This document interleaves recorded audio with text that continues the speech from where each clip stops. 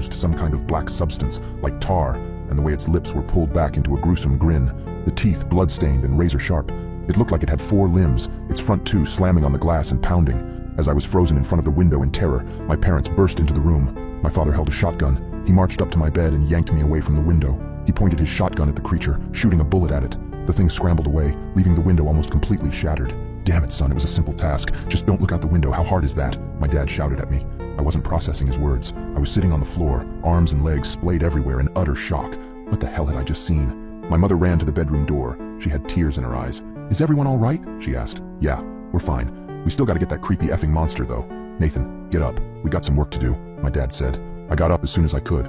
My dad thrust the shotgun into my arms and marched downstairs. He opened the basement door and descended, coming back with a machete and some kind of spray bottle. He sprayed the liquid onto the machete before walking to the front door and wait.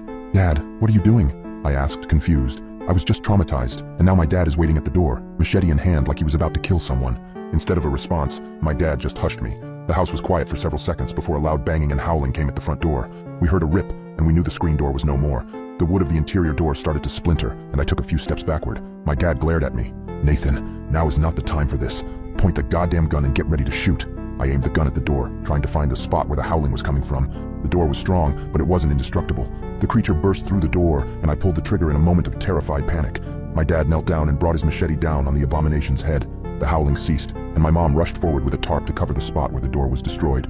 "Honey, are you okay?" my mom asked for the second time that night. She came up to me and kissed my cheeks, as if to make sure I was still there. She went over to my dad and did the same. "We're okay, both of you, get in the basement. I gotta clean this up." I asked, "Basement? Why the basement?" Everything was going by at the speed of light, and I couldn't help but question everything that was happening at the moment. "Let's just get in the basement. Your father needs to clean up," my mom said, grabbing my arm and pulling me to the basement. We sat on the couch down there for what seemed like hours before my dad came in and put the machete up. He sat on the chair in front of us with an exhausted sigh. The 3 of us sat in silence for a few minutes. In that time span, my brain was able to come up with a coherent sentence. "Dad, what was that thing?" He just looked up at me, eyes dark, and said, "Where do you think that howling came from?"